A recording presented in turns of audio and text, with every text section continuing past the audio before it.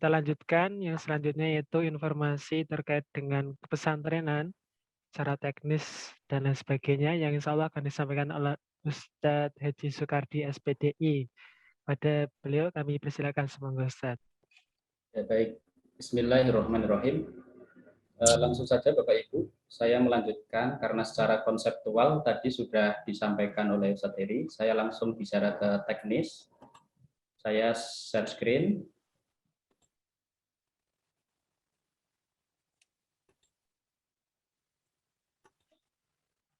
Ya. Semoga sudah bisa diterima share screen-nya. Oke, sampun Ustadz. Oke. Baik. Sebagaimana yang ada yang belum ditutup, sepertinya. Ya, baik. Sebagaimana yang tadi disampaikan oleh Ustadz Heri bahwa kita sudah berusaha berikhtiar sejak lama untuk menghadirkan santri, dan karena kalau via sekolah atau atas nama SMPIT itu mengalami kendala, maka kebetulan kita ini juga secara resmi terdaftar sebagai pondok pesantren di Kementerian Agama Kota Yogyakarta dengan nama Pondok Pesantren Terpadu Abu Bakar As-Siddiq, dan kita mengajukan izin, dan pada bulan Maret ya ini itu pada bulan Februari kita mendapatkan rekomendasi, sehingga pada waktu itu pada bulan Maret kita sudah mulai menguji cobakan untuk mendatangkan santri yang sekarang sudah lulus, dan alhamdulillah pada waktu itu berjalan dengan lancar dan aman, tidak ada satupun kasus positif terkait dengan COVID ya, dari kedatangan sampai selesai program. Nah, ini dokumen resmi dari Dinas Kesehatan bentuk rekomendasi untuk boarding SMPIT Abu Bakar Yogyakarta. Ya, alhamdulillah ini hikmahnya kita terdaftar di pesantren. Kemudian ini surat pernyataan. Memang kita diminta untuk membuat surat pernyataan yang saya ingatkan poin nomor 2 ini saja.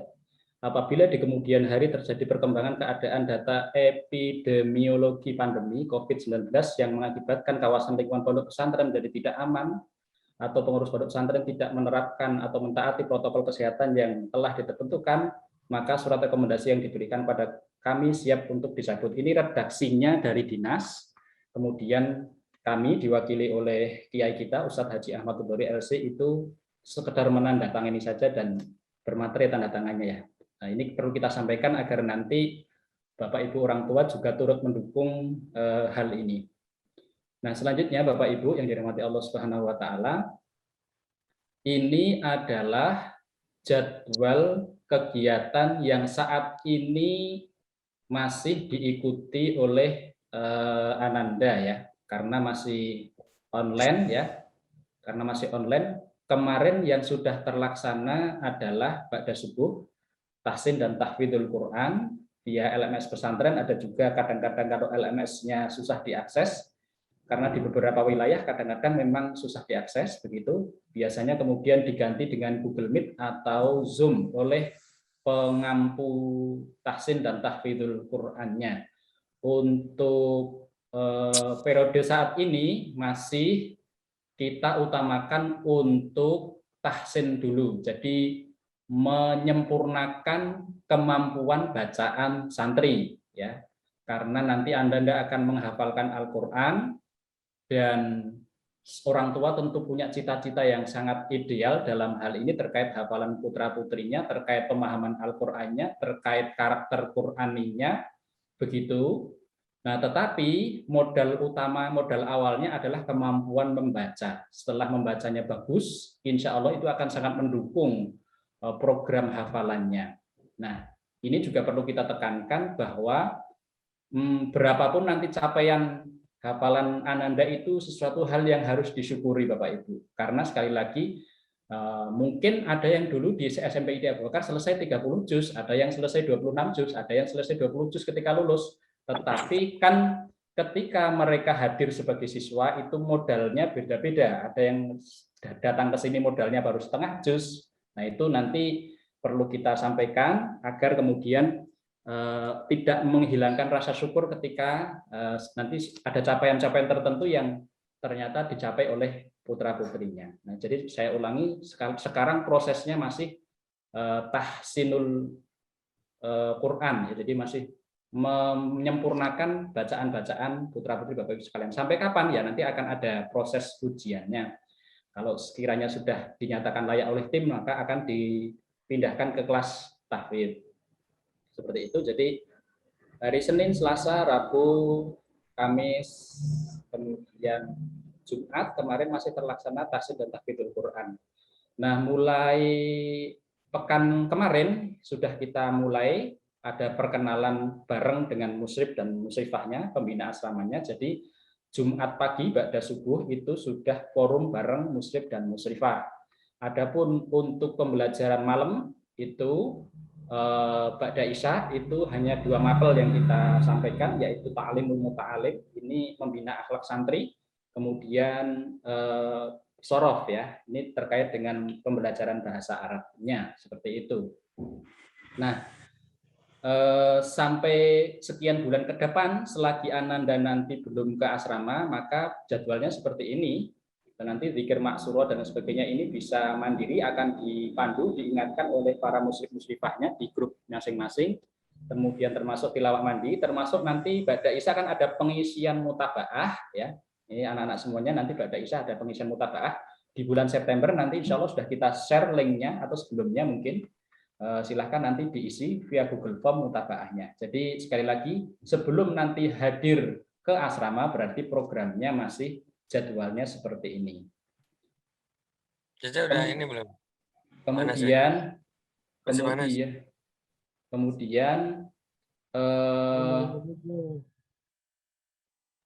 ini jadwal penyampaian kompetensi dasar. Jadi dulu sudah pernah kita sampaikan 7 SKL, 7 standar kompetensi lulusan alumni sekolah Islam terpadu.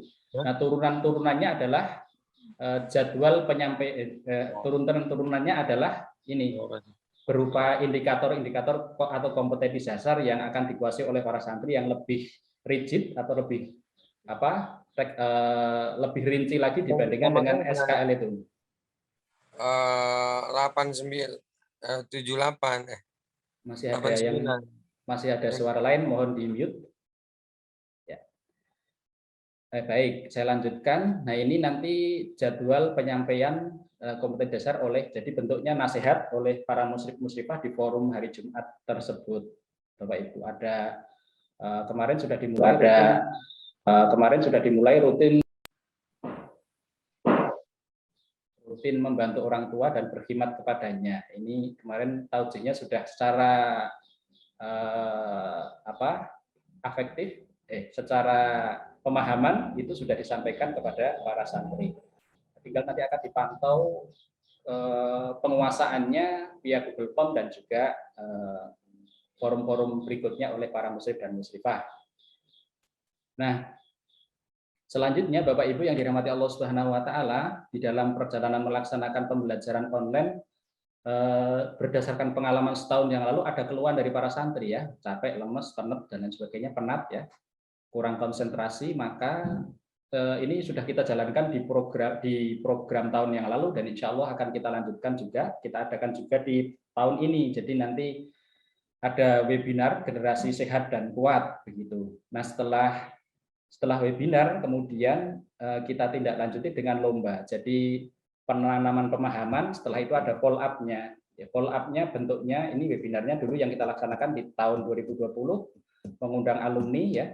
Bahkan ada 2 kali webinar untuk menguatkan konsep sehat dan kuat yang kita inginkan itu. Setelah itu kita lombakan. Santri mengikuti lomba dari rumahnya masing-masing. Isi syiar lombanya waktu itu hanya 3. Minum air putih minimal 2 liter ya. Kemudian tidak tidur di pagi hari dalam kurung ba'da subuh sampai jam 10.30. Nah, ini ternyata juga di rumah untuk bisa membiasakan ini perlu motivasi ya.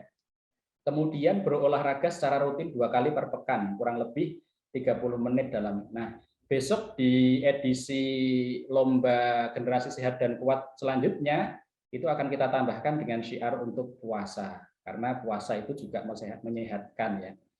Sekarang sudah banyak sekali penyakit yang diderita oleh anak-anak muda berawal dari makan yang tidak terkontrol, dan sudah terlaksana dulu hadiahnya cukup besar ya, 9 juta untuk 60 orang santriwan dan santriwati. Ada kemungkinan nanti hadiahnya kita naikkan lebih besar lagi agar Ananda lebih bersemangat ya. Juara 1 waktu itu kalau tidak salah 225 atau 220, saya lupa, yang sudah diterima angkatan yang lalu. Nah, sekali lagi ini nanti juga akan kita programkan sambil menunggu santriwan dan santriwati datang ke asrama, sudah bisa memulai melaksanakan syiar generasi sehat dan kuat ini. Nanti kalau mutabaahnya sudah di-share di grup asrama masing-masing, silahkan Ananda semuanya mengeprint, kemudian secara rutin mengisi dan melaksanakan. Saya yakin ini juga bagian penting untuk latihan berlatih jujur ya, mengisi apa adanya. Nanti silahkan bisa diisi dengan jujur ya, seperti itu. Dan yang sudah kita jalankan, insya Allah Ananda pada jujur. Begitu. Sekali lagi nanti mutabaahnya silahkan di print dan ditempel ya di rumah atau ditaruh di tempat tertentu ya, sehingga bisa mudah untuk ingat. Syiarnya cukup gampang ya, ada 3 saja. Besok ditambahi 1 puasa, berarti ada 4. Mungkin kalau tambah lagi ditambah ini ya, syiar tersenyum dengan penuh kesyukuran gitu ya.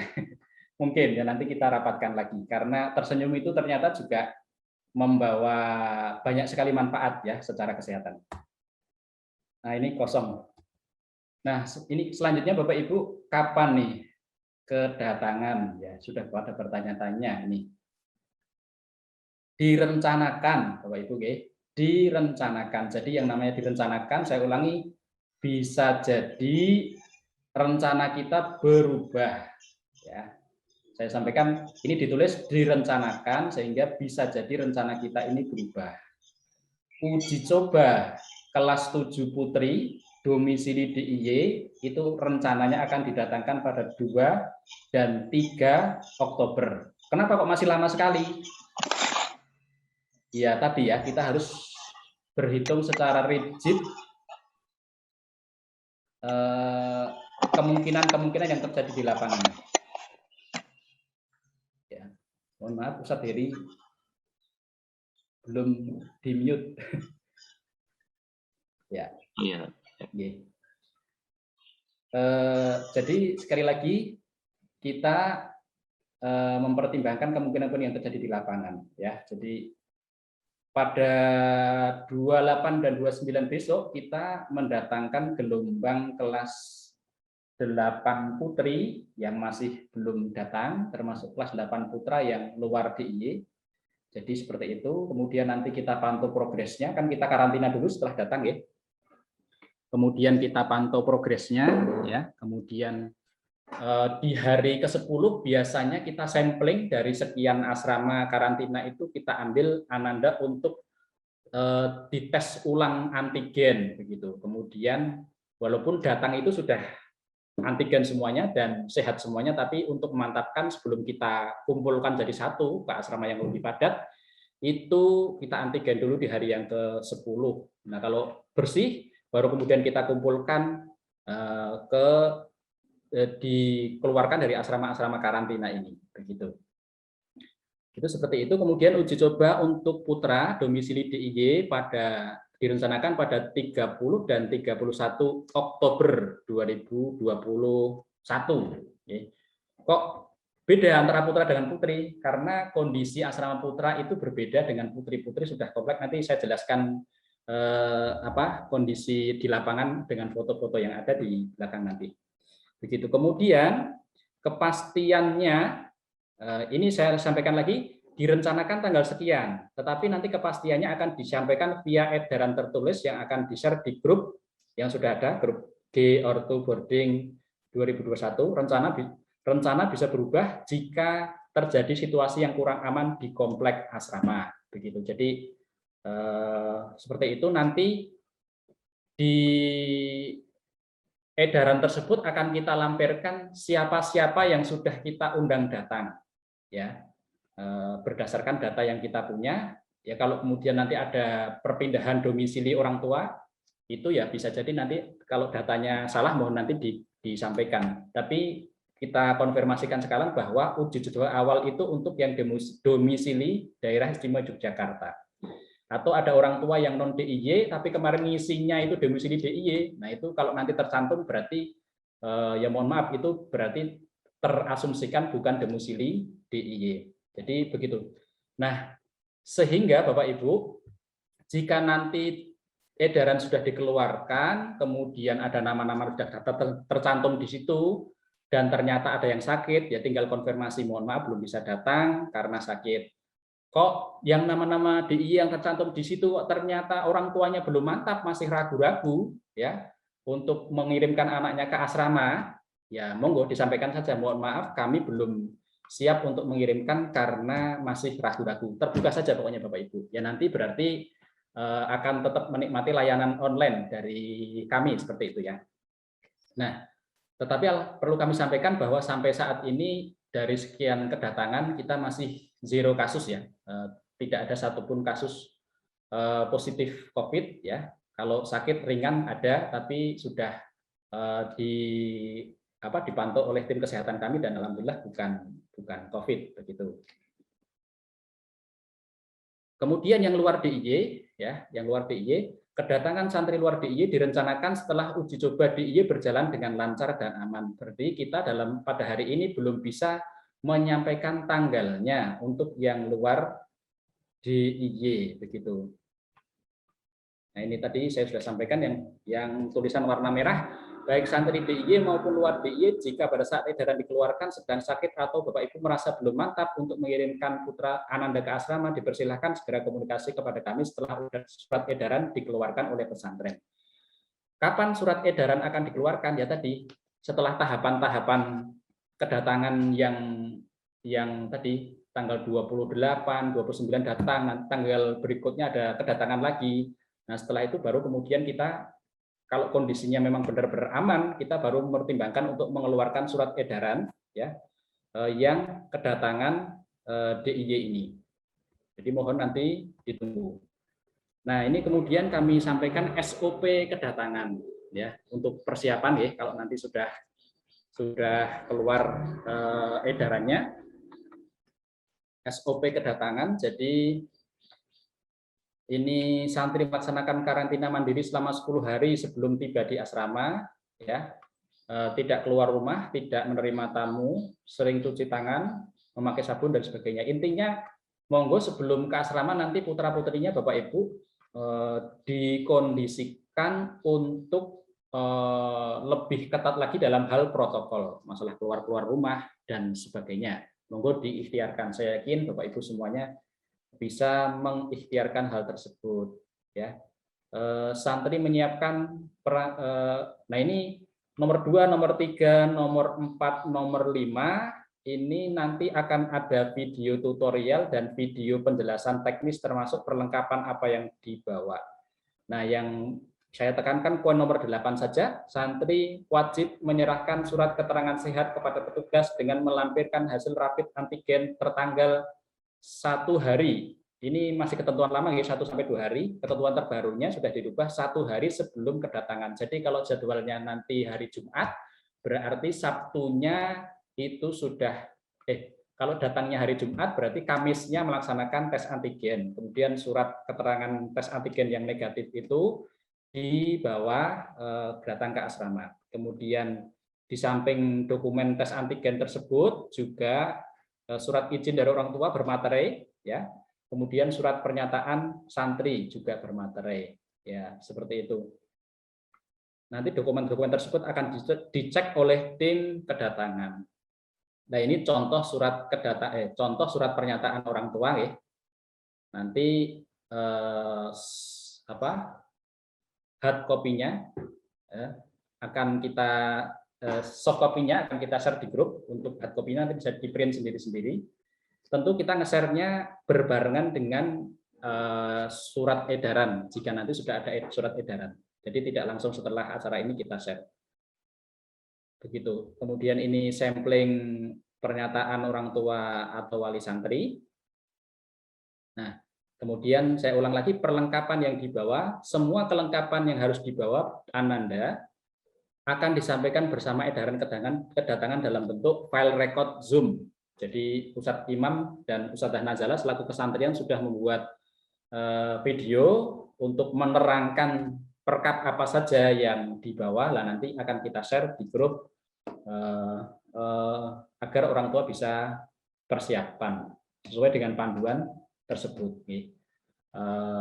Nanti teknisnya seperti itu. Insya Allah sudah sangat rigid nanti keterangan dari beliau. Tapi itu adalah panduan perlengkapan pada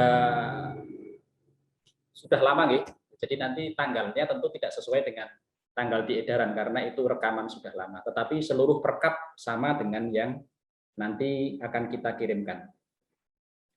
Termasuk teknis kedatangan, Bapak Ibu, ada videonya nanti. Jadi masuknya dari gerbang lama, gerbang mana, belok kanan atau belok kiri, itu sudah ada video tutorialnya. Nanti juga akan di-share menjelang kedatangan.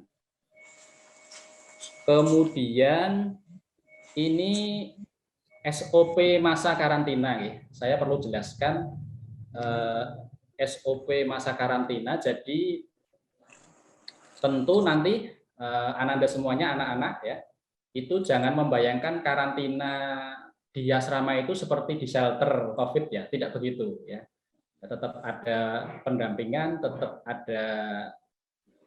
Kalau tadi semua santri datang dengan tes antigen, maka sebelum karantina pun musyrif-musyrifah yang terkait itu juga akan sampling untuk antigen, sehingga pendamping itu dipastikan aman. Pendamping karantina itu juga dipastikan aman.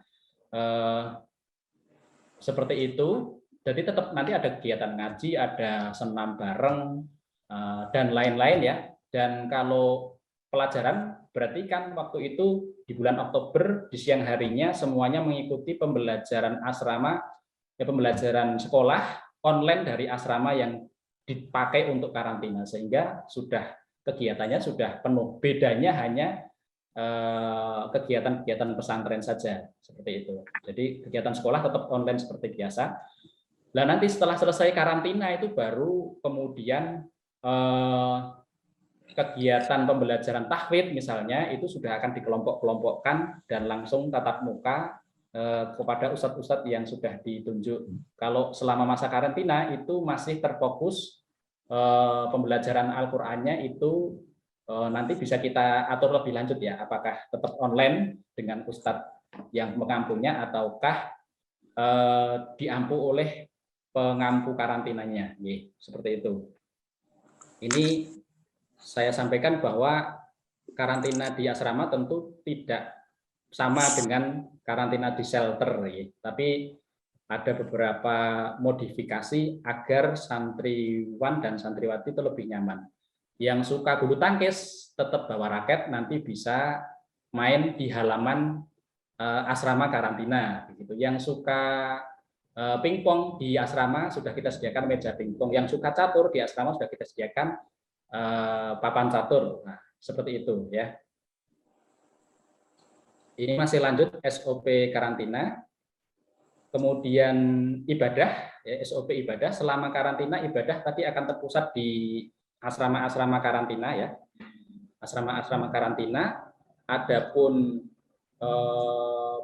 putri itu rata-rata di masa karantina kemarin kapasitas asrama 18 orang itu kita isi separuhnya saja, ada yang 9, ada yang 8, sehingga tetap bisa berjarak. Kemudian kamar mandinya juga kita khususkan, artinya si A, si B, si C itu sudah pasti di kamar mandi tertentu, tidak boleh pindah kamar mandi. Setelah pakai kamar mandi harus sterilisasi sendiri, kita sediakan cairan detol itu setelah dipakai satu orang, karena kan kemungkinan kalau masuk kamar mandi kan copot masker ya.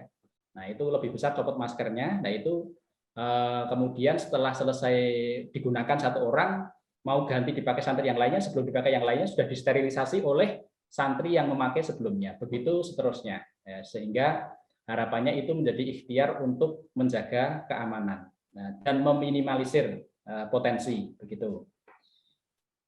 Jadi sudah jelas kamar mandinya di mana dan seterusnya.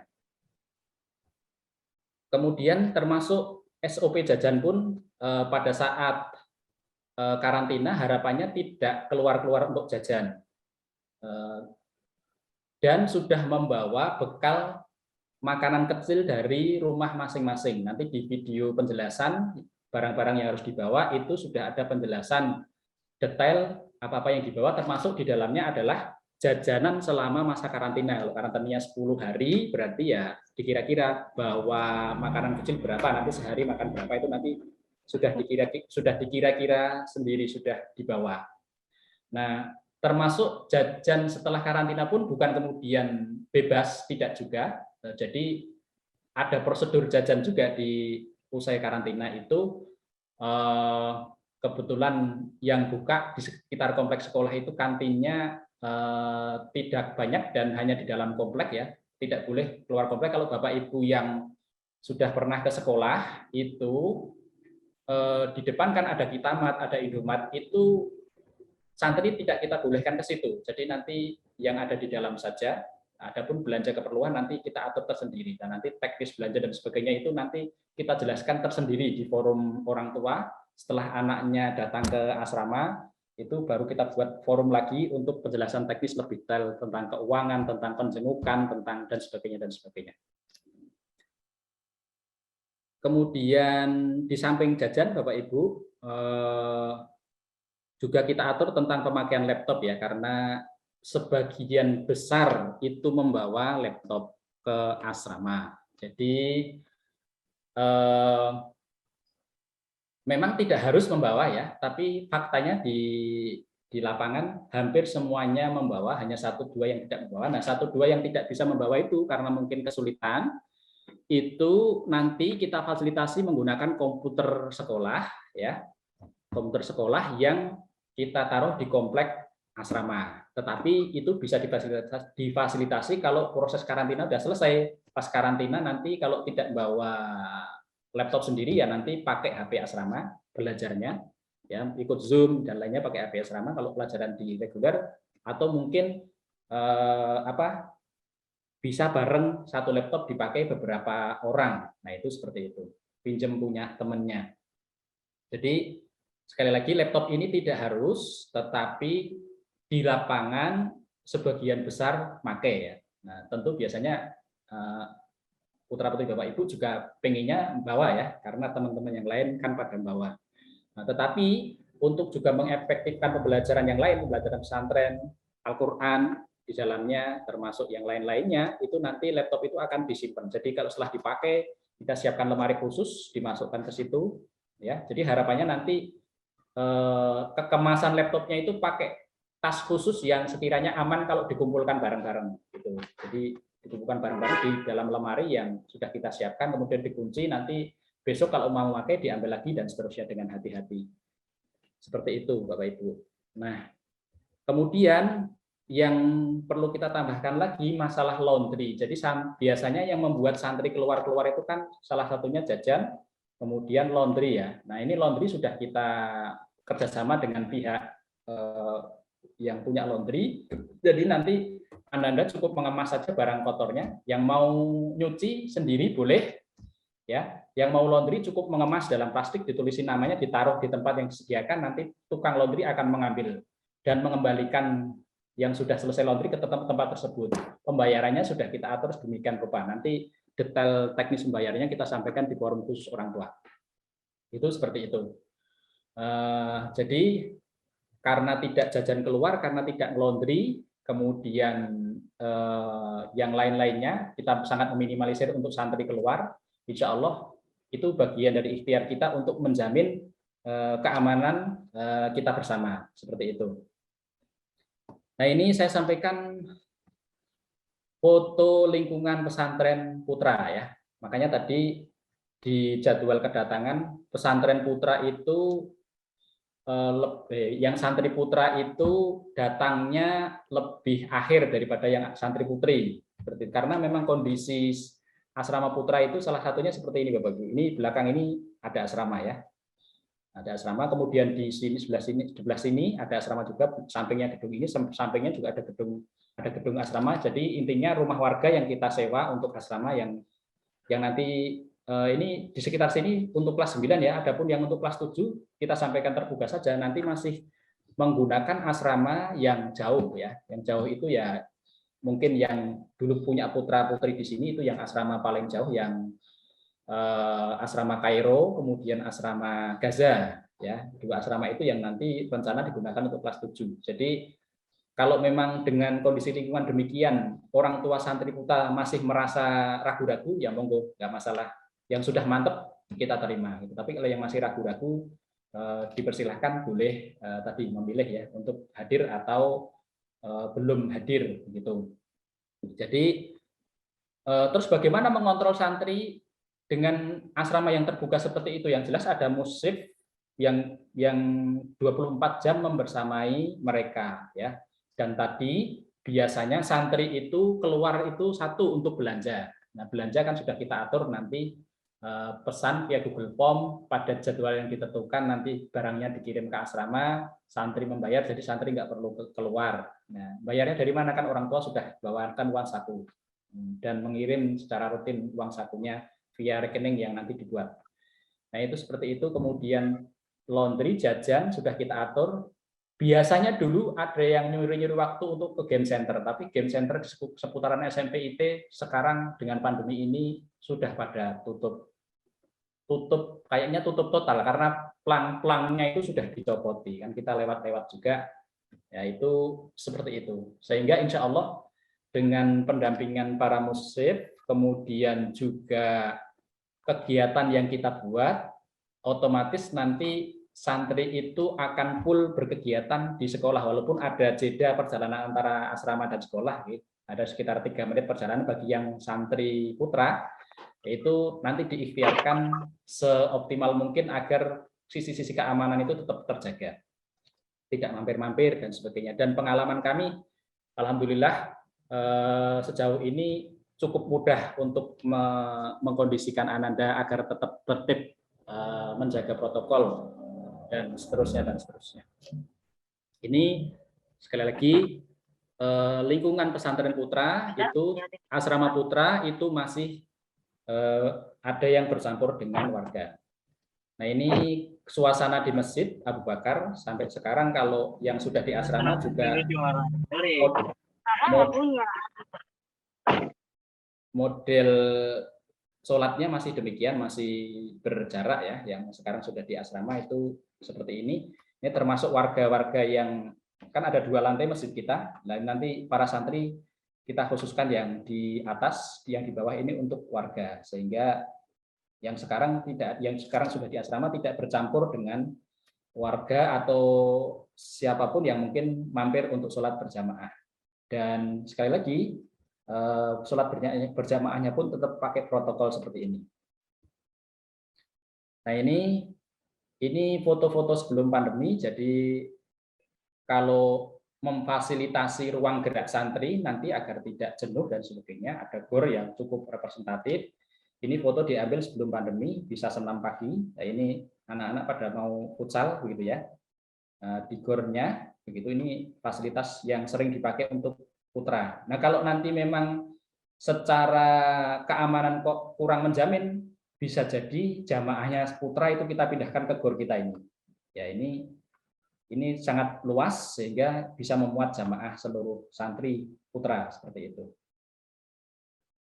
Nah, kemudian lingkungan asrama putri alhamdulillah memang sudah tertutup. Jadi kalau di sini gerbangnya sudah tertutup, ya sudah selesai, nanti Ananda di dalam bisa berkegiatan ya. Ini di aula putri. Kemudian di halamannya ini foto kelas 9 yang sudah lulus. Ini ketika masih masa karantina, jadi olahraga pun pakai masker, begitu. Nah, ini setelah selesai masa karantina, ya. Walaupun sekarang dengan kondisi yang ada itu tetap masker kita perketat, ya. Kalau ini dulu karena sudah selesai karantina, sudah lama dan tidak ada yang keluar, maka bisa kegiatannya seperti ini tanpa pakai masker. Nah, sekarang di edisi sekarang ini yang sudah ada di asrama, walaupun sudah selesai karantina, tetap aktivitas keluar dari kamar itu pakai masker sehingga meminimalisir ya kemungkinan yang berdampak negatif begitu, Bapak Ibu. Nah, ini hal-hal yang belum bisa kami jelaskan. Kalau ada pertanyaan, kalau sudah di asrama nanti pulangnya setiap berapa minggu sekali, ini belum bisa kita jelaskan. Ya. Kemudian kapan dan setiap hari apa boleh dijenguk, ini juga belum bisa kita jelaskan. Karena apa? Ya karena tadi kondisi kita harus untuk menentukan kepulangannya berapa, tentu kita harus mempertimbangkan kondisi nanti ketika Ananda sudah di sini itu berjalan aman atau seperti apa. Itu seperti itu. Termasuk masalah penjengukan itu kapan boleh dijenguk itu juga kalau ada yang seperti ini kami tentu belum bisa menjawab saat ini Bapak Ibu. Nah, selesai Bapak Ibu yang dirahmati Allah Subhanahu wa taala. Demikian penjelasan dari kami. Monggo nanti kalau ada pertanyaan, kalau pertanyaan soal kebijakan pembayaran dan sebagainya nanti sendiri yang akan menjawab, tapi kalau beberapa hal teknis yang sekiranya kami bisa menyampaikan nanti kita sampaikan. Ustadz Imam dan juga Ustadz Muslim dan Muslimah, kalau ada hal-hal yang belum saya sampaikan atau terlewat mungkin saya bisa diingatkan ya via WA biar nanti bisa kita tambahkan. Demikian Bapak Ibu, saya akhiri, nanti disambung tanya jawab. Wassalamualaikum warahmatullahi wabarakatuh.